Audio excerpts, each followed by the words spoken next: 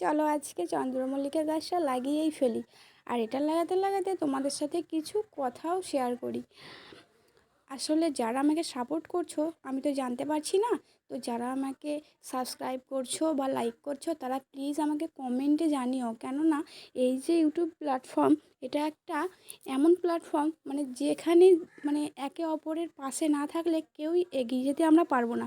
তাই তোমাদের বলছি, তোমরা যারা আমার পাশে থাকছো প্লিজ কমেন্টে জানিও। আমিও তোমাদের সব কমেন্ট পড়ি, আর আমি চাইবো তোমাদের মানে পাশে থাকতে। তো প্লিজ কমেন্টে আমাকে জানিও।